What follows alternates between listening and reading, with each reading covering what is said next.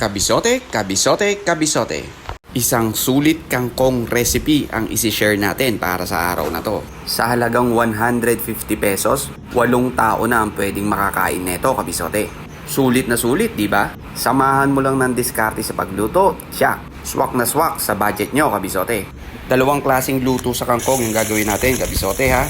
Sa 1/4 na giniling, kumuha lang ako ng 2 tablespoon ng giniling.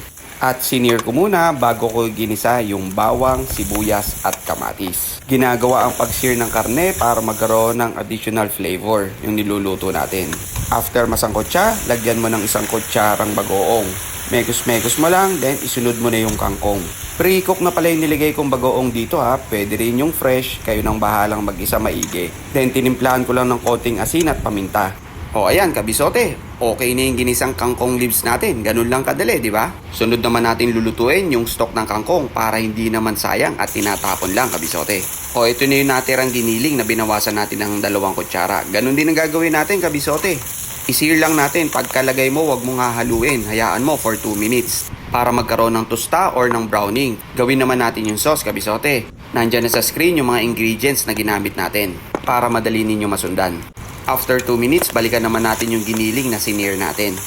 Then, imekos-mekos mo lang, tsaka mo gisahin yung bawang. After masangkot siya for 1 minute, isunod mo na yung bell pepper. Then, sangkotsahin mo for another 1 minute, at tsaka mo ilagay yung kangkong stock natin.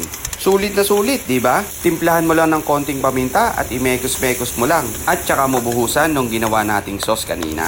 Imekos-mekos mo lang hanggang sa lumapot yung sauce. Lagyan mo ng konting brown sugar pang balance ng lasa. Tapos lagyan mo ng toasted garlic bits. Then i-garnish mo na lang ng red bell peppers. At okay na yung tangkay ng kangkong natin, kabisote. Sana nakatulong sa inyo ang sulit recipe natin na ito. Para di rin nasasayang yung tangkay ng kangkong. Paki-follow, like, and share mo na rin para makatulong din sa iba yung mga simpleng recipe ni Kabisote. Maraming salamat po sa walang sawang suporta. God bless po sa ating lahat.